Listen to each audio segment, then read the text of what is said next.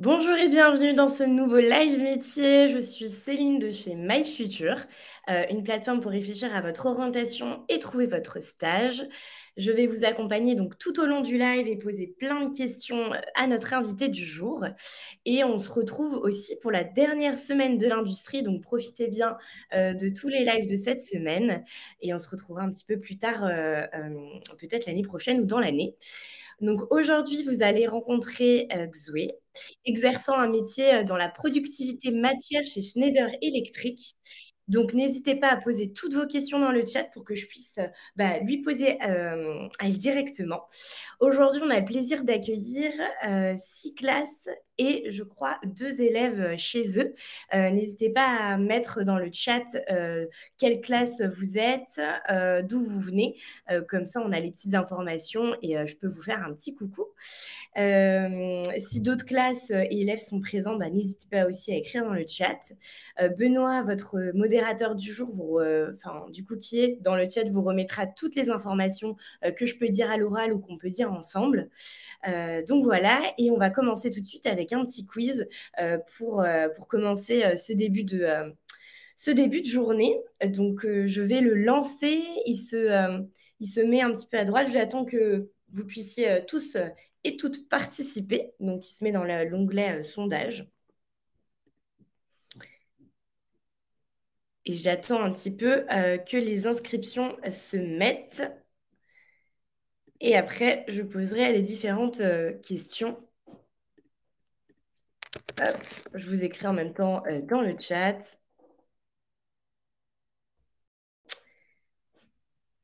Alors,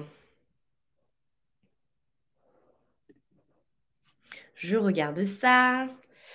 Écoutez, je vais lancer le quiz maintenant. Comme ça, c'est parti. J'attends encore quelques minutes. Si des personnes se connectent. Hop. Et c'est parti. Première question. Travailler dans l'industrie impose des horaires contraignants. Est-ce que c'est vrai ou faux selon vous, à votre avis? Est-ce que travailler dans l'industrie impose des horaires contraignants? Donc ça veut dire que est-ce que les horaires sont difficiles ou non? Est-ce que c'est vrai ou faux? Et on va regarder ça tout de suite. Donc le résultat était faux, bien évidemment. Non, il n'y a pas d'horaire contraignant. Je pense qu'il y a des horaires complètement différents en fonction du poste que vous occupez. Mais en tout cas, il n'y a pas d'horaire contraignant. Ensuite, la prochaine question. L'industrie recrute à tous les niveaux de diplôme. Est-ce que c'est vrai ou est-ce que c'est faux? Je vous laisse quelques minutes pour y répondre. Moi, je pense que j'ai une petite idée de ce que peut être la réponse. Mais promis, je n'ai pas vu les réponses avant le live. Bon, allez, je mets tout de suite la bonne réponse. Et c'est vrai, l'industrie recrute à tous les niveaux de diplôme. Et c'est ce qu'on va voir aussi aujourd'hui avec l'expérience de Xue. Donc, je vais terminer ce quiz pour aujourd'hui. Et n'hésitez vraiment pas à poser toutes vos questions dans le chat et à nous dire quel collège êtes-vous et qui êtes-vous aussi. On retrouve tout de suite Xoué. Bonjour Xoué. Ah, je crois que tu as ton micro en mute.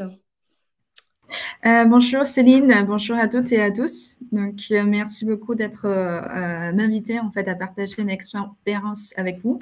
J'espère que cette expérience vous servira à quelque chose potentiel dans votre carrière. Je me présente d'abord. Donc, je m'appelle Xue Gong, je travaille chez Schneider Electric, basé en Normandie, à Beaumont-le-Rocher. Et moi, mon job, en fait, c'est un chef de projet, donc qui s'en occupe spécialement pour des matières productivité. Et du coup, global, en fait, qu'est-ce que ça consiste ce job? Donc, c'est comme, je ne sais pas si vous avez vu en écran, en fait, donc du coup, ça c'est un project team, donc c'est une équipe de projet.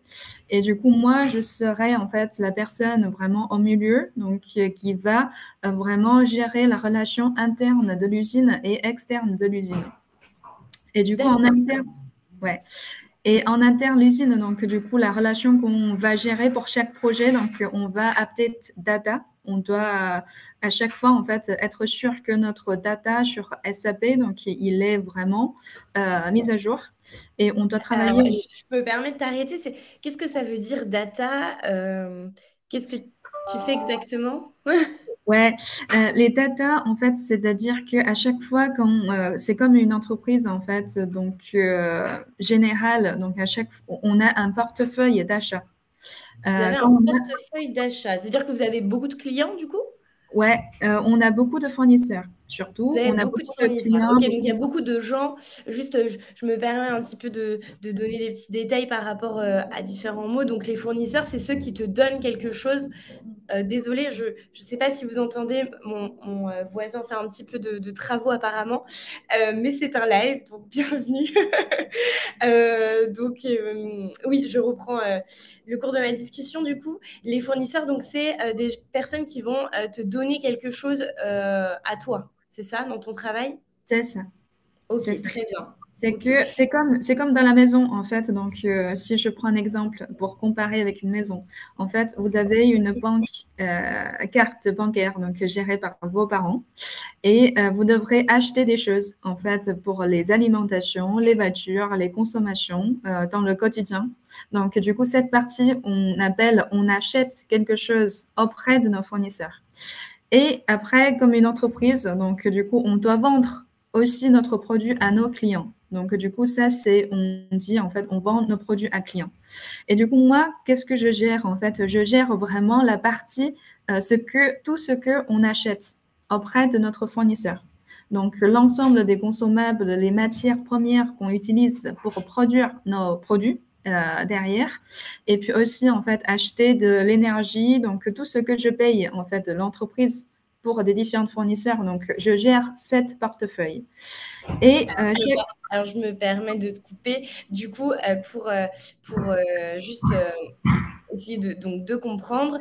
Toi, tu vas gérer. Donc là, on voit sur l'image plein de choses différentes. Il y a écrit à peu près, enfin, il a une production, la qualité. Donc la data, notamment ce dont tu as parlé tout à l'heure. T'as parlé d'énergie. Alors, est-ce qu'on peut acheter de l'énergie? Bien sûr, donc on doit payer donc auprès de ETF ou autres fournisseurs. Donc pour nous, en fait, ça fait partie de notre fournisseur. Et du coup, on achète l'énergie auprès d'eux et qu'on doit les payer en fait donc les taxes et puis l'argent ainsi de suite. Et puis moi, donc mon job principal, c'est vraiment d'être un chef de projet et chef de projet qui gère des relations internes et externes. Et interne de l'usine, donc on a différents métiers forcément. Donc on a la gestion de data, on a la logistique qui s'en occupe de expédition ou réception des marchandises. Et puis aussi on a la production. C'est où en fait donc on doit produire des pièces, on doit produire nos produits. Et on a aussi en fait le service qualité, donc qui doit s'en occuper pour contrôler les qualités de pièces. Et puis aussi, donc, on a la partie méthode. Donc, c'est différents métiers aussi au Alors, sein de l'usine. alors, je vais me permettre. Du coup, donc, toi, tu achètes. Donc, toi, tu es en fait la personne qui va acheter des matières. Donc, tu vas en acheter plein de différentes. Et ensuite, tu auras des services, en fait, dans ton entreprise. Donc, c'est pas ton travail, mais en tout cas, tu vas travailler avec d'autres personnes qui vont, eux, vérifier la qualité de ces produits-là que tu achètes. De un et de deux après, je pense que c'est ce que tu étais en train d'expliquer, mais juste pour qu'on puisse tous et toutes comprendre. Du coup, vas-y, je t'en prie. C'est ça, en fait. Donc, moi, je fais aussi, en fait, à chaque projet, avec chaque article qu'on achète, donc au sein de notre entreprise. Et soit, des fois, en fait, je fais un changement pour être concrète, en fait, c'est que chaque année, dans notre entreprise, donc, on va payer 50 millions d'euros de l'achat. Tu vas payer 50 millions d'euros On va d'achat. dépenser Ah, au global, donc tu vas au acheter pour 50 global. millions. Ouais, c'est ça. Donc, Ah global, oui. je dois acheter en fait 50 millions d'euros. Et puis, chaque année, en fait, on a un objectif forcément sur cette portefeuille 50 millions d'euros. On doit faire des productivités. C'est quoi des Quand, productivités du coup? quand on fait des productivités, c'est-à-dire que, en fait, donc, cette année, pour fabriquer même niveau de pièces, je dois dépenser moins de l'argent par rapport à l'année dernière. Et Ok, du coup, c'est donc en ça, fait, je fais une économise, en fait, de l'argent dans ma portefeuille, c'est que tous les ans, je dois faire presque 1 million de productivité par rapport à l'année dernière. ah, ok, donc en fait, si je Voilà. résume bien, et tu me dis si je me trompe, hein, du coup, toi, tu as un objectif de 50 millions, d'acheter plein de matières différentes, donc c'est-à-dire de la production, de la qualité, de l'énergie et tout ce qu'on voit à l'écran. Et notamment, et d'ailleurs, Benoît, si tu peux les mettre en français aussi, puisqu'il y a beaucoup de mots en anglais, ça serait parfait, merci. Et du coup, donc toi, tu achètes plein de matières. Et ensuite, donc pour 50 millions, et l'objectif en fait d'une année sur l'autre, c'est d'acheter toujours le même nombre de matières, j'imagine, ou oui, toujours le même nombre de matières pour justement moins cher. Donc peut-être 49 millions, 48 millions, etc. C'est bien ça? C'est bien ça. Et puis pour arriver à faire ça, donc du coup, ça fait un petit peu dans le détail de mon job. Donc pour arriver à faire ça, soit on fait un changement de fournisseur. Un changement de fournisseur, c'est-à-dire on a un fournisseur A et B, et puis A qui est plus cher que B. Donc dans ce cas-là, je vais plutôt choisir le B. Et pour faire ça, donc, je dois faire des qualifications. Et au travers de toutes les qualifications, donc, je suis amenée à travailler avec tous ces gens-là, en fait, en interne, data, supply chain, production, qualité, méthode. Et à l'externe, donc, je dois, pour chaque projet qui va générer, en fait, 1 million de saving, de productivité. Donc, on doit travailler avec les achats, avec les business units, avec les gens de technique, de design de produits et puis aussi, en fait, travailler avec les fournisseurs, forcément. Ok, d'accord. Alors, beaucoup de termes un petit peu aussi techniques, mais peut-être qu'on va voir ça juste après. Je te propose de passer à la photo suivante. Là, je vois un bureau. Alors, est-ce que c'est le tien, du coup? Oui, donc c'est le mien. Donc ça, c'est pour un petit peu partager l'environnement que je travaille. Et donc, moi, je travaille, j'ai une équipe de 3 personnes. Donc, D'accord. du coup, moi, je suis responsable de service. Et puis après, en fait, j'ai 2 alternants dans mon service. Et puis un autre d'ingénieur, en fait, dans mon service qui va m'aider à réaliser tous les projets, en fait, de notre service. Et du coup, ça, c'est un petit peu l'environnement de notre quotidien, en fait, je veux dire. Ah, ok, super. Et vous êtes tous et toutes dans le même bureau? On a un open space, ouais. Vous avez un open space. Donc, un open space, c'est vraiment un bureau ouvert. C'est ce que fait la plupart des entreprises maintenant, mais on peut retrouver aussi d'autres entreprises qui ont une autre configuration. D'accord. Et donc, du coup, vous travaillez enfin, tous les jours en Normandie, puisque toi, tu habites en Normandie, j'imagine? Oui, D'accord. Du coup, vous travaillez tous et toutes en Normandie dans ton équipe, quoi. Et sur place, vous avez un peu de télétravail, ça se fait? Enfin, on verra après, mais je te pose ouais, la question. ça pourra arriver, en fait. Donc, on est autorisé, en fait, de faire un télétravail 2 jours par semaine, par exemple. Et puis, surtout lié à notre fonction. Parce que notre fonction, comme on gère beaucoup de relations externes, et donc, du coup, souvent, c'est par téléphone ou par visio. Donc, ça pourra autoriser en fait d'avoir télétravail.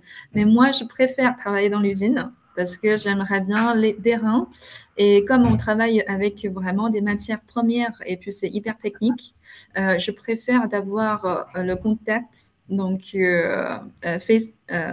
face en face avec les gens de production ou avant avec les méthodistes qui m'expliquent en fait sur certains sujets techniques. Donc moi, personnellement, je ne fais pas de télétravail. D'accord, ok. Oui, tu préfères être vraiment sur place pour répondre à toutes les questions, toutes C'est les ça, interrogations, c'est ça. Et etc. je trouve que je suis plus efficace quand je suis à l'entreprise. Bah, ça dépend des personnes après, C'est effectivement. ça, c'est ça. Mais oui, du coup, ok, très bien. Mais tu as Ouais, en tout cas le choix de le faire ou non. tout à fait. Ok, super. Alors, je passe à la slide suivante sur ton parcours. Donc, toi, de ce que je vois, tu as réalisé ta scolarité en Chine. Et ensuite, tu es venu faire tes études. Est-ce que tu peux nous expliquer un petit peu tout ça? Ouais, donc du coup, comme vous voyez très bien, donc je suis d'origine chinoise et puis je suis chinoise. Je suis née et j'ai grandi en Chine. Donc avant 18 ans, non, avant 22 ans en fait, j'étais en Chine. Donc depuis tout petit, donc je m'intéresse toujours à la science et aux technologies. Donc du coup, c'est pour ça en fait, avant Pâques, donc j'ai toujours sélectionné en fait la direction sciences. Et puis après le bac, donc je me suis déplacée en fait à Wuhan. Donc c'est une grande ville au centre de la Chine. Et D'accord. pour réaliser une étude en baccalauréat, pardon, un diplôme de licence, donc en génie mécanique. En génie mécanique. Et c'est quoi génie mécanique? Génie mécanique, donc ça consiste sur le design de machines, design, manufacturing, c'est de fabrication, et puis automatisme. Donc du coup, c'est surtout sur ces trois branches, en fait, donc une grosse partie métallique, mécanique, et manufacturing, et puis automatisme. Ok. Ok, du coup, c'est pas mal de choses différentes et de matières différentes. Et ok, donc toi, tu as réalisé, donc tu étais encore en Chine quand tu as fait justement cette licence en mécanique. C'est ça. Donc, Et, et du coup, toi, tu as réalisé directement des stages en Chine? Oui, je faisais quelques stages en fait durant mes études, donc en Chine, dans différentes entreprises, par exemple des entreprises de camions, des entreprises des gros automobiles en fait, donc pour vraiment regarder l'industrie, manufacturing, comment ils ont réalisé en fait, comment ils ont fabriqué les voitures et puis des gros camions en fait. Donc du coup, c'est Gros super camion. sympa, ouais. C'est chouette ça, de voir un petit peu comment c'est fait. Ça devait être hyper intéressant en tout cas. Ouais, c'est sûr. Et puis tous les jours, en fait, on doit faire en fait un petit dessin, donc sur papier en 3D en fait par rapport aux machines qu'on a regardées. Et Ah puis oui. derrière, on fait des calculs en fait mécaniques pour dire que voilà, ce design il est robuste ou pas. Et si c'est pas robuste, comment on peut faire en fait. Il y a beaucoup de calculs, il y a beaucoup de mathématiques et il y a beaucoup Ah, de il faut physique. être bon en mathématiques pour faire ton travail du coup. Ouais, c'est Ah ça. oui, Mais ça, ok. c'est pour la licence, c'est pour la licence. Et du coup, à la fin, donc je faisais 4 ans de licence parce qu'en Chine, en fait, la licence, c'est 4 ans. Et à la fin de Ah, mes... d'accord. Et alors, juste pour petite question, donc 4 ans en licence, c'est par rapport à nous en France, tout le parcours. Donc, nous, on a un BTS en 2 ans, une Ouais. licence en 1 an et un Mm, master en 2 ans. mm, Et mm, toi, mm. la licence, ça prend 4 ans, mais tu dois faire le BTS et le master après? Non, en fait, après, ce sera directement master. D'accord, ok. Ouais, Donc en fait, toi, tu n'as pas la partie. En fait, ce qui fait que du coup, c'est appelé licence, mais ça englobe le BTS et la licence pour c'est nous. ça, c'est ça. D'accord, ok, très bien. Voilà. Eh bien, ok, ça Et marche. Je voilà, et du coup, saurais. je continue mon petit parcours. Et à la fin de ma licence, donc, je me suis intéressée à aller à l'étranger. Et du coup, j'ai rencontré un programme. En fait, c'est un professeur de France qui est venu à notre école, qui nous a présenté le programme, en fait, l'école d'ingé, basée à Grenoble. Et du coup, je me suis dit, bah, pourquoi pas? Donc, c'est une bonne occasion. Donc, du coup, j'ai décidé d'y aller. J'ai appris le français. Je suis arrivée à Grenoble directement et puis je me suis intégrée dans le 4e année de l'école d'ingé en prévention des risques industriels. Ok, Donc, en fait, tu arrives en France, tu fais une école d'ingénieur, du coup, école d'ingé et ingénieur, où il faut être bon en maths, en tout cas. Et donc, toi, tu vas à Grenoble directement, parce que j'imagine que l'école est à Grenoble, C'est ça. et tu rentres directement donc en quatrième année, puisque, comme tu nous l'as expliqué, tu avais fait une licence de 4 ans déjà. Donc, en fait, tu rentres en master en Yes. prévention des risques industriels. Tu fais ta première année. Et après, tu te dis, tiens, ce n'est pas assez. Si j'allais faire un double diplôme et en management d'entreprise, du coup, en français. Je pense que ça te tenait à cœur et c'est pour ça que... Donc, double diplôme, juste pour information, pour tous et toutes, c'est quand donc on est dans une filière et qu'on décide d'aller étudier aussi quelque chose d'autre en parallèle, quoi. Si je me Mm. trompe bien ça. Tu me dis si C'est je bien te... ça. si- C'est bien ça. Super. Et donc, du coup, qu'est-ce qui a fait que tu es passé de Grenoble en Normandie? Parce que ça, c'est un peu Ouais, particulier aussi. ça, c'est un petit peu en fait la magie de Schneider Electric parce que durant de mes études, donc j'ai eu l'opportunité en fait d'aller chez Schneider sur différents sites pour les différents stages. Donc, pour compléter mon cursus. Et puis, à la fin, donc, Schneider Electric, en fait, c'est une entreprise hyper grande internationale. Donc, on a différents sièges un peu partout en France. C'est une entreprise d'origine française. Et comme on a beaucoup de sites donc au sein de Normandie, il y a beaucoup de sites côté Angoulême, Porto. Donc du coup, à l'époque, quand je termine mes études, je commence à chercher du travail. Comme j'ai une bonne réputation déjà au sein de l'entreprise, donc du coup, on m'a proposé en fait un poste ici en Normandie. Et après, je me suis dit bah pourquoi pas. Donc du coup, je suis venue faire mes entretiens. Donc, après les entretiens, donc, du coup, on m'a proposé directement un poste de responsable, donc responsable production, donc sur un service. Donc, qui manage 50 personnes à peu près dans mon équipe. Donc, je me suis dit, c'est un très, très, très bon challenge. Donc, Alors, ouais. et je me permets de te couper du coup, donc sur la notion de... Donc toi, du coup, enfin, si je résume un petit peu par rapport à tout à l'heure, donc tu termines tes études, tu fais un stage justement chez Schneider Electric et tu étais à Grenoble dans ce stage-là? J'étais à Mâcon. J'étais à Mâcon, ouais. Ok, et ensuite, du coup, tu apprécies vraiment tout ce que tu vois et tout ce que tu travailles et tu acceptes un poste en tant que responsable d'équipe production. Est-ce que tu peux nous dire ce que c'est? Parce que pour moi, si je prends un poste aussi en production, ça peut être tout autre dans un autre milieu, par exemple en audiovisuel, ce qui est mon cas. Donc, du coup, est-ce que tu peux me dire un petit peu ce que ça veut dire?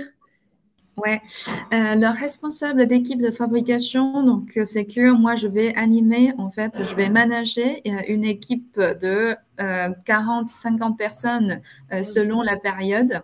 Et du coup, eux, en fait, donc on travaille en trois factions plus double week-end, c'est-à-dire trois factions, c'est que équipe du matin, équipe de l'après-midi, équipe de nuit. Et puis aussi, on a des équipes de week-end. Et toutes ces personnes, en fait, ils sont dans mon équipe. Et moi, j'ai deux relais managériales. C'est que sur chaque équipe, en fait, j'ai un team leader. Donc, qui me Donc, une permet. personne qui prend le lead de l'équipe, enfin, une C'est ça, personne qui va prendre le management de l'équipe, c'est c'est ça? ça, c'est ça. Donc, du coup, tous les deux, en fait, ils restent mon relais managérial. Et puis aussi, donc, du coup, pour le poste lui-même, donc, du coup, on gère, en fait, toutes les organisations de production parce qu'il faudrait qu'on produise des pièces pour nos clients en fonction des commandes. Et les pièces, en fait, c'est des petites contacts, je sais pas si, enfin, c'est des petites pièces métalliques.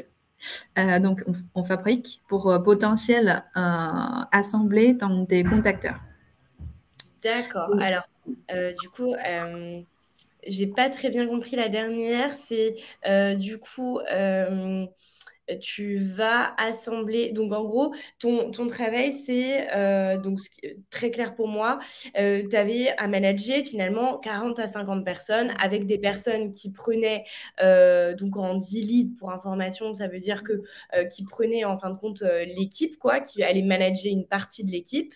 Et tu en avais combien des personnes qui manageaient toutes les autres personnes, du coup? J'avais deux personnes, en fait, deux team leaders donc, qui s'en occupent, l'équipe matin, l'équipe l'après-midi. Et puis sur l'équipe de nuit, donc du coup, j'ai un technicien de production. Donc normalement, pour chaque équipe, j'ai aussi en fait ce technicien de production. Souvent, ce sont des gens en fait qui a leur expertise dans leur métier et donc qui est être reconnu en fait techniquement par leur équipe. Et du coup, eux aussi, en fait, ils peuvent être un relais managérial de mon côté aussi. Ok, d'accord, bah, tout est clair, merci beaucoup. Ok. Et donc aujourd'hui, tu es ce qu'on appelle, enfin, tu travailles en productivité des matières, comme on a vu au départ. Ouais. Bon, là, vous l'avez en anglais, mais c'est productivité des matières. Donc, gérer un petit peu tout l'achat des matières. Bon, il n'y a pas forcément que ça, mais en tout cas, c'est avoir 50 millions à gérer tous les ans, ou en tout cas à peu près. Donc, ça fait quand même une pression quoi, dans ton travail, j'imagine. Ouais, une bonne responsabilité, en tout cas, en fait. Voilà. Parce que Ah chaque bah, année, en fait, on est censé de gérer cette partie de l'achat et puis on doit surtout faire de la productivité. C'est-à-dire qu'on doit gagner l'argent par rapport à l'année d'avant.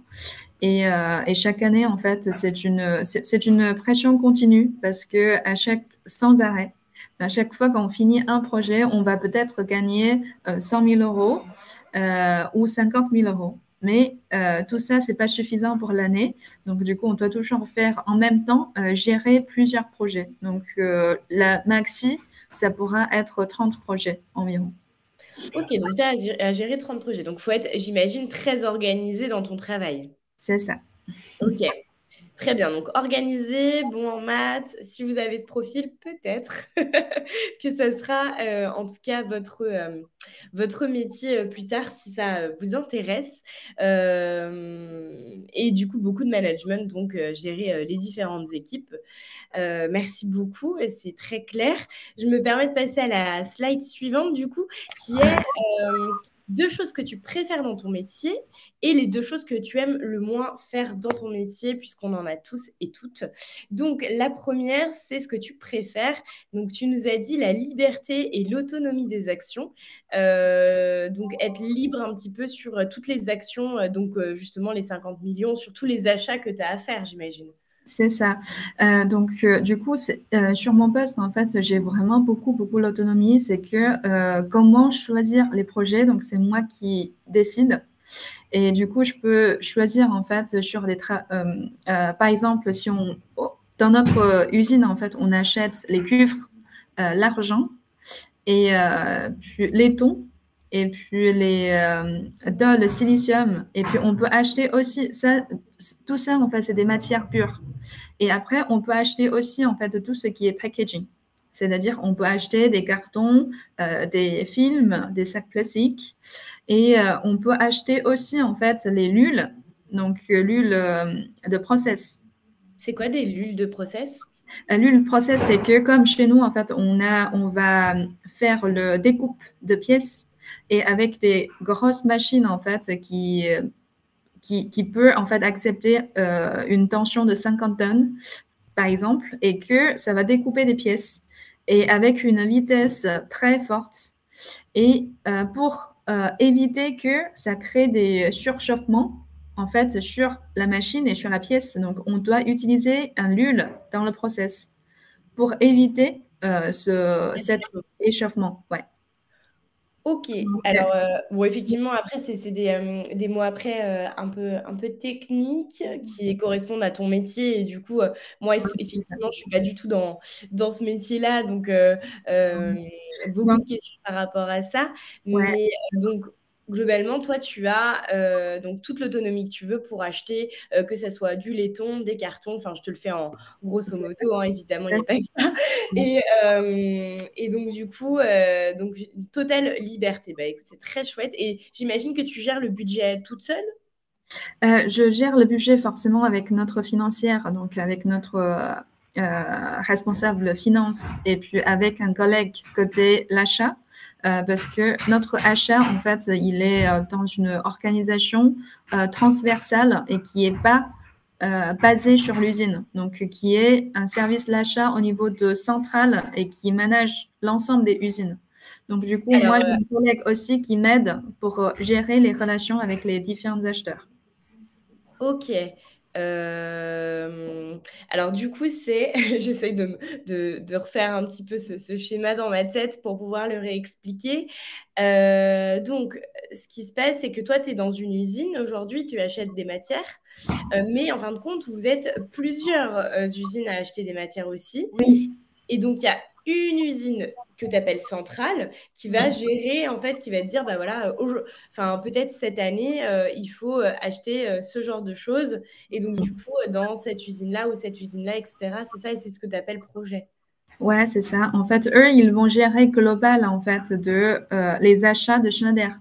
Et D'accord. ils sont souvent basés, en fait, au siège, par exemple. Donc, on a des sièges à Paris, on a des sièges, en fait, côté Grenoble aussi, et Ouais. en Budapest aussi. Donc, du coup, tous ces gens-là, en fait, ils sont plus basés dans une centrale office. C'est pas usine, mais c'est vraiment du juste bureau, tu vois. Ok, donc c'est un peu... Et on euh, les appelle, en fait, fonction support. Ok, très bien. Donc en fait, vous allez avoir un gros bureau, un grand bureau, qui va gérer, je parle beaucoup avec les mains, qui va gérer en fin de compte des usines. Donc si c'est un schéma, ça fait un gros bloc qui gère plein C'est ça, d'usines c'est différentes ça, c'est et ça. donc qui déploie un petit peu tout ce qu'il veut déployer dans l'année. Ouais. Ok, et donc toi, tu as choisi la Normandie et finalement, les usines, elles sont partout. Donc, ça peut être à Grenoble, comme on a eu l'occasion de voir. Tu nous as dit à Budapest. Donc, ça peut être à l'international aussi. Qu'est-ce qui t'a amené à habiter en Normandie alors? Peut-être parce que tu avais envie de découvrir la Normandie, ce qui était chouette aussi. Ouais, je pense que moi personnellement, donc j'ai été un petit peu orientée par ma carrière. C'est que comme il y a l'opportunité ici, donc je suis venue ici. Et D'accord. je considère que c'était une très bonne opportunité. Donc du coup, je me suis dit en fait, donc quand j'étais encore très jeune, j'aimerais bien de consacrer un peu plus en fait dans ma carrière. Oui. Et, et c'est une aussi, en fait, ça dépend de l'entreprise parce que l'entreprise, donc basée en Normandie, c'est une entreprise qui est hyper technique et beaucoup de technicité, beaucoup de technologies différentes et que c'est très rare. Oui, et Euh, tu t'ennuies pas finalement dans ton euh, quotidien. c'est ça, on n'ennuie pas, donc on apprend tous les jours et puis c'est ça, en Ben fait, la voilà, on en vie. passe à la deuxième, à C'est ça, un bon que tremplin. vraiment, Tu apprends vraiment, tous les jours plein de c'est ça. choses, quoi. Ouais, j'apprends vraiment tous les jours en fait plein de choses en fonction des différents projets qu'on va amener. Et je dois apprendre, après, je dois descendre en fait avec mon équipe aussi parce que je dois les apprendre aussi les mêmes choses. Et comme on travaille avec vraiment des différentes personnes qui viennent de différentes régions, par exemple, donc on travaille avec les Indiens, les gens en Europe de l'Est, et il y a des gens basés en Asie. Donc, du coup, on travaille vraiment international et puis ça nous permet d'apprendre à la fois la culture et puis à la fois technique. Donc, du coup, c'est ça qui m'a appris énormément de choses et puis qui m'a plu vraiment dans mon quotidien, qui me nourrit. D'accord, ok. Eh bien, en tout cas, merci beaucoup pour toutes ces informations. J'en profite, j'ai remis mes lunettes comme tu le vois, pour regarder un petit peu les questions du chat. Il y a Luna qui nous demande, est-ce que c'est compliqué de gérer plein de projets comme ça? Et est-ce que tu as peur d'être en autonomie parfois? Moi, personnellement, non, parce que c'est quelque chose que j'adore et puis c'est quelque chose, j'aimerais bien décider.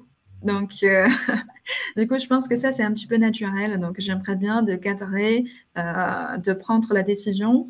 Et j'ai pas de peur. J'ai pas de peur pour dire que, ah, au final, en fait, j'arrive pas. Je pense que c'est une personnalité. que je suis naturellement comme ça. Oui, j'imagine que c'est quand même très varié. Et en parlant de variété, est-ce que tu parles différentes langues? C'est une autre question qu'on me pose. Oui, du coup, je parle 3 langues. Je parle français, je parle anglais et puis je parle mandarin, forcément. D'accord, ok. Et toi, tu en as besoin au quotidien de toutes les langues? Tu as besoin de Oui, parler anglais dans ton métier? oui, j'en ai besoin au quotidien parce que dans mon métier, donc je dois travailler avec des Indiens, comme je vous ai dit tout à l'heure. Donc, on travaille avec des gens de Chine, déjà de Singapour, déjà des gens de Thaïlande, des gens de Budapest, donc du coup l'Europe de l'Est. Et du coup, l'anglais, en fait, c'est un petit peu mon première langue au quotidien. Et puis après, c'est le français. Comme je travaille avec une usine française, donc du coup, pour les gens de production, forcément, donc je dois appliquer français. Et de temps en temps, donc, je peux travailler aussi en fait avec mon camarade en Chine. Donc, ça me permet d'avoir l'occasion de parler un petit peu chinois. Mais la plupart du temps, on essaie de parler l'anglais pour bien respecter les autres. D'accord, oui, oui, ok, très bien. Mais en tout cas, c'est chouette puisque tu parles trois langues au quotidien, quoi. Ouais. Et du coup, ce que tu aimes le moins faire dans ton métier, tu nous as mis le frein au changement. C'est plutôt, donc, si je résume ça, c'est que il y a quelque chose à changer dans ton entreprise ou en tout cas dans ton quotidien et que on freine un petit peu ça en te disant non, non, on va pas le changer tout de suite. Ouais, donc ça, c'est quelque chose que je rencontre souvent et puis je rencontre presque au quotidien. C'est que comme notre job, en fait, on cherche à réduire vraiment le coût de pièce à la fin parce qu'on cherche à réduire notre portefeuille qu'on paye et du coup qui permet de réduire le coût de pièce à la fin. Et ça consiste des fois, à la fois, c'est un changement de fournisseur, mais à la fois, c'est un changement de design de produit aussi. Et du coup, tout ça, ça va ramener du changement. Et du coup, dans l'usine, en fait, donc on n'est pas adapté et ou on n'est pas adapté si vite. Donc le changement. Et des fois, en fait, on rencontre un petit peu de frein, donc pour dire que, eh ben, ok, donc du coup, c'est pas parce que voilà, il est pas une bonne qualité, mais on n'a même pas essayé. Et puis les gens, ils ont dit déjà que ça marche pas. Oui, d'accord. C'est comme un peu le fait, enfin moi je le vois un petit peu comme si on goûte pas quelque chose, on peut pas savoir si on aime ou si on n'aime pas, quoi. C'est ça, c'est ça. Donc, du coup, c'est mon logique, en fait, c'est que quand on a une idée, il faut essayer. Et Oui, puis, après essai, tu sauras que ça marche ou ça marche pas. ouais, c'est Et comme choisir un métier aussi. Donc, tu essayes le métier que tu vises un petit peu. Et si ça fonctionne pas, tu pourras toujours changer. En tout cas, tous les parcours sont différents c'est et tu as sûr, le choix, en fait. c'est sûr, c'est sûr. Ok. Voilà. Et du coup, la charge de travail, parce que tu en as beaucoup, puisque tu dois gérer à la fois des millions dans tes poches, plus du coup ton équipe, d'autres personnes, ça doit être un petit peu lourd au quotidien. C'est sûr, en fait, donc c'est la charge de travail, en fait, sur ce type de poste, donc c'est assez conséquente. Donc, du coup, il faut être prêt à accepter parce qu'à la fois, on doit apprendre. Et du coup, quand on apprend, on doit dépasser énergie et puis on doit dépasser aussi, en fait, du temps. Et une fois qu'on apprend, et puis après, en fait, on doit mener des projets et puis on doit apprendre les autres aussi. Et puis tout ça, c'est des énergies à passer et puis c'est du temps à passer. Et du forcément, le charge de travail, donc ça peut être conséquent. Après, il y a donc moi, ce que j'essaie toujours en fait de pallier à ça, c'est de essayer de travailler sur l'organisation de l'entreprise. Donc, c'est-à-dire de vraiment identifier pour tant de projets, qu'est-ce que j'ai besoin comme personne, et puis demander en fait des ressources supplémentaires pour essayer de me décharger aussi en fait au quotidien. Donc, c'est plutôt dans Oui, cette donc quand tu parles approche-là. de ressources, c'est plus des personnes en fait qui font ce métier-là. Par exemple, je sais pas, il y a beaucoup de personnes à recruter dans une entreprise. Ouais, On va demander beaucoup de personnes qui travaillent dans ce domaine-là, ce qu'on appelle nous aussi une ressource en interne, quoi, c'est pour ça. avoir des personnes qui t'aident au fur et à mesure du C'est quotidien. ça. C'est pour ça dans mon équipe en fait donc j'ai réussi à avoir deux alternants en fait donc l'école d'ingé et qui font en fait un parcours de ingénierisation et puis Du coup, aussi je me permets de te poser une petite question. coupé. Ils sont dans une école là en Normandie? Non, ils sont tous les deux. Il y a un qui est venu de Lille. Ok, Voilà. Et puis, qui est l'étranger aussi, donc qui est d'origine, en fait, Arabie Saoudite. Donc, du coup, qui est comme moi, en fait, donc, qu'il a choisi de quitter son pays et puis venir en France, intégré dans une école d'ingé à Lille. Et d'accord. puis qui est en train de préparer son double diplôme en management aussi. Et la deuxième, donc, il est côté sud, côté Grenoble, en fait, c'est Clermont-Ferrand, je crois. Enfin, D'accord. j'arrive pas trop à positionner, mais il n'est pas de Normandie, donc du coup, c'est un Marocain aussi d'origine. Et puis, il faisait son école d'ingé à Clermont-Ferrand. D'accord, ok, très bien. Bah, merci beaucoup pour ces détails que je t'ai demandé comme ça. Et je vais en profiter pour parler un petit peu bah, des clichés anecdotes. En tout cas, tu en as un.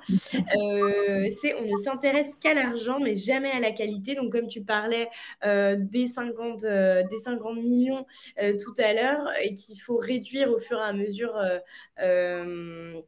du temps, et que du coup, peut-être que les gens pensent que puisqu'on réduit le budget, la qualité se réduit aussi. C'est ça. Donc, du coup, ça, c'est un petit peu au quotidien aussi. Donc, on vit un petit peu parce que les gens, ils croient que si on arrive à trouver un autre fournisseur qui est moins cher, c'est parce qu'il propose une mauvaise qualité. Mais en réalité, c'est pas ça. En réalité, en fait, donc, on peut toujours appliquer une nouvelle technologie et qui permet aux fournisseurs de réduire leur coût de pièces et qui propose en fait un même niveau de qualité de produit, mais moins cher. Et du coup, Et ça, comment c'est souvent, on le fait. Et puis, dans tous les cas, en fait, qu'on doit passer par une qualification. Et dans la qualification, donc, du coup, toutes les tests qu'on est censé de faire, faudrait que ce soit conforme. Et puis, à la fin, ils sont tous conformes. Donc, Ah oui, oui, parce qu'en fin de compte, euh, ma question c'était si t'as comment tu juges que c'est une bonne pièce de qualité, quoi. ouais, donc tout ça, on a des spécifications forcément, donc qui est lié à la matière et puis qui est lié à la performance de produit. Donc, du coup, pour qualifier un nouveau fournisseur ou autre, on doit passer tous leurs tests. Donc, du coup, de tests endurance mécanique, mais c'est un petit peu spécifique, hein. Endurance mécanique, endurance électrique. Donc, on doit chercher en fait la composition chimique de la matière et pour avoir la comparaison. Et puis à la fin, tous les tests doivent passer conformes. Et à la fin, on doit dire que, bah, OK, donc on valide ce fournisseur et puis on peut potentiellement acheter avec eux. C'est pour ça, chaque projet, en fait, donc ça peut durer longtemps parce qu'il y a certains tests donc, qui peuvent durer 2 à 3 mois. Ok, ok, ok. Donc, en fait, il faut faire plein de tests, si je résume. Il faut faire plein de tests pour savoir si la qualité de ce que tu achètes est enfin, est une bonne qualité finalement. Ah oui. Très bien, merci beaucoup. Et du coup, j'en profite pour passer donc à notre fameuse carte d'identité. Je posais plein de petites questions par rapport à ta vie quotidienne et ce qui va aussi. Enfin, j'ai des petites questions dans le chat, je vois. Donc, comme ça, on va pouvoir y répondre maintenant. Donc, est-ce que tu as des déplacements professionnels? Oui, ça peut arriver parce que comme on travaille beaucoup avec les différents fournisseurs, donc du coup, ça pourra arriver à avoir beaucoup de déplacements. Mais après, moi, malheureusement, donc j'ai pas pu l'avoir beaucoup parce que durant la période Covid, donc on a forcément gelé beaucoup de déplacements. Donc du coup, j'ai pas eu de la chance. Mais ça pourrait arriver d'avoir déplacé en fait dans différents pays même parce que on travaille avec des fournisseurs en Italie, en Allemagne, en Inde et puis même en Chine. Donc Ah oui, donc tu peux te déplacer, quoi. c'est ça. D'accord. Et du coup, tes horaires, alors comme ça, je réponds à ta question, Luna, qui me demande, vous finissez à quelle heure du coup, c'est quoi tes horaires? Est-ce que tu travailles le week-end? Est-ce que tu travailles les jours fériés? Est-ce que tu as des vacances? Voilà, toutes ces petites questions-là. Ouais, les horaires, donc c'est un petit peu comme les horaires journaliers. En fait, c'est des horaires normales. Donc le matin, on doit arriver à l'entreprise avant 9 heures. Par contre, on est flexible, juste ne pas dépasser 9 heures, par exemple. Et puis le soir, donc ça pourra varier aussi donc en fonction de l'heure arrivée. On doit faire 7 jours minimum en fait par jour. Donc, vous devez faire 7 heures, j'imagine, par Oui, jour.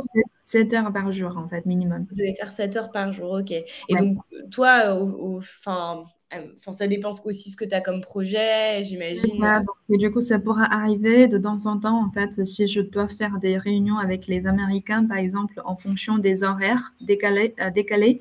Donc, ça pourra arriver que je travaille un petit peu tard le soir, donc vers 18h, 19h.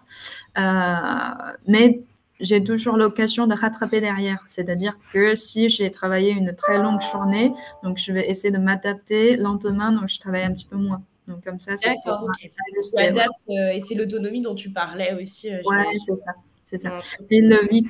le week-end et puis les jours fériés et puis les vacances, donc on travaille pas forcément. Et donc on a beaucoup de congés aussi. C'est bien, En France, c'est bien, c'est bien. c'est Ok. ça. Et on me demande aussi si tu travailles en équipe, en solo. Donc, tu l'as dit, tu travailles en équipe. Et du coup, est-ce que ton équipe, elle est de 4 personnes, si je dis pas de bêtises? Oui, on a 4 personnes en total. Donc moi, je suis responsable et puis j'ai 3 ingés, 2 ingés encore en école en alternance et puis un autre ingé en fait qui est diplômé déjà. D'accord, ok. Et il y a merci beaucoup. Et il y a une petite question sur le salaire ou le niveau. Enfin, est-ce que tu as une tranche à nous donner sur le salaire tu peux avoir dans ton travail en tant que junior quand tu rentres en fait en tant que junior sur ton poste? Ouais, sur mon poste, donc si vraiment vous sortez de l'école et que vous arrivez, donc l'école d'ingé, donc le salaire peut varier entre 38 à 45 000 euros par an. Ok, ce qui donne à peu près à 3 000 euros, enfin un peu plus de ouais, 3 000 euros par an. 2000, ouais, 2000 et 3000 euros. Ok. Mm. C'est chouette, très bien. Et au niveau des langues étrangères, donc tu nous as dit que du coup tu parlais le mandarin, l'anglais et le français. Est-ce que toi tu aimerais apprendre d'autres langues? On me pose la question aussi. Oui, et j'avais essayé. J'avais essayé au début quand je suis arrivée en France. Donc, j'ai essayé d'apprendre espagnol aussi parce Ah que oui. j'aimerais bien. Par contre, au début, je pense que j'ai surestimé ma capacité parce qu'apprendre espagnol avec un prof français, c'est un peu compliqué. Ah, Surtout au début, quand je suis arrivée en France, donc je parlais pas encore très bien français. Donc du coup, à la fin, donc j'ai abandonné. Mais je pense que là, en fait, bientôt, je vais reprendre. d'accord, ok. Donc toi tu aimes bien les langues quand même. Ouais. D'accord, ok, très bien. Eh bien, écoute, merci. Et au global, ton environnement de travail, tu le qualifierais comment? Enfin, vous avez vous avez, comment dire, des endroits où vous pouvez manger ensemble, vous faites des petites choses ensemble après Oui, le boulot. ouais, c'est ça. En fait, dans l'entreprise, donc forcément, on a des communautés d'entreprises. Et du coup, eux, en fait, ils vont organiser des fois, en fait, des soirées, et puis même, en fait, des soirées de métayers pour les retraites, et puis des soirées aussi pour les enfants des personnels. Et puis aussi, donc, on mange, en fait, à la cantine. Donc, on a une grosse cantine, en fait, qui est de notre entreprise. Donc, du coup, tous les midis, on peut manger là-bas.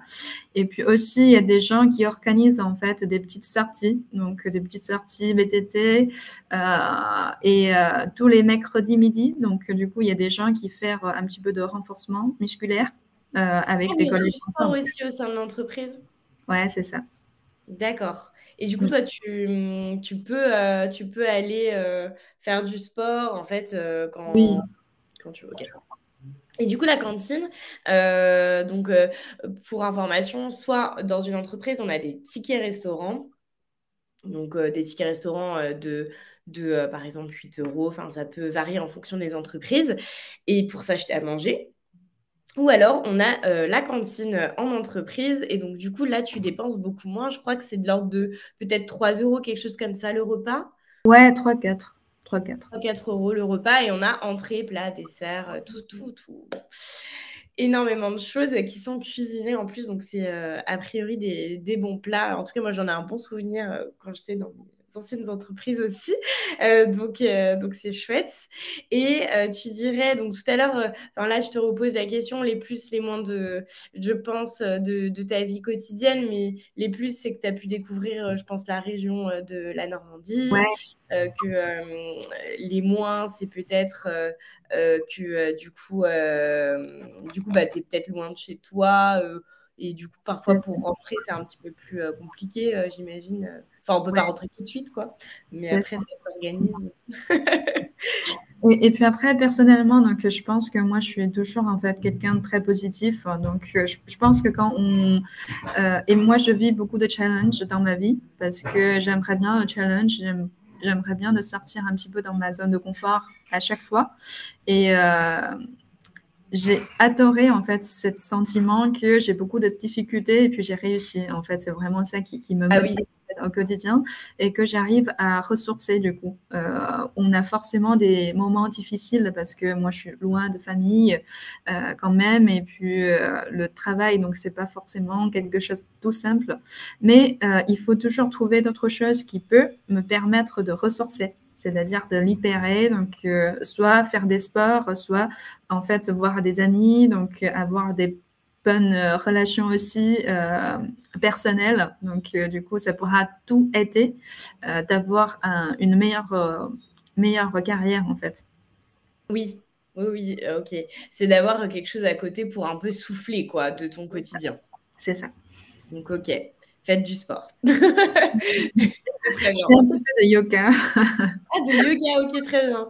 Ouais. Bah, donc, pour information, c'est une pratique où on va faire plein de postures différentes pour de la relaxation ou alors vraiment ou du sport où ça fait travailler les muscles un petit peu. Mais bon, c'est un autre sujet. Peut-être que vous découvrirez dans un prochain live un ou une prof de yoga et on pourra en parler un peu plus longuement. En tout cas, merci beaucoup. Bah, écoute, le live tire à sa fin, mais merci beaucoup d'avoir été avec nous, Chloé, et d'avoir partagé ton parcours et de nous avoir répondu à toutes les questions. Moi, je vais clôturer le live tout de suite. Donc, en tout cas, merci beaucoup d'avoir participé à ce live. Cet après-midi, vous pouvez retrouver la visite virtuelle de l'entreprise Vertubex. Donc, c'est dans le secteur de l'emballage en verre étiré. Vous verrez plein de belles images. Donc, n'hésitez pas à y faire un petit tour. En tout cas, vous pouvez vous inscrire à nos événements. Il faut aller sur myfuture/live. Donc directement, je pense que Benoît va le mettre dans le chat. Et nous allons vous envoyer un petit questionnaire aussi. Donc donnez-nous votre avis, c'est très important pour nous. En tout cas, merci d'avoir été avec nous et puis je vous souhaite une très bonne journée. Merci beaucoup à tous. Salut. Salut.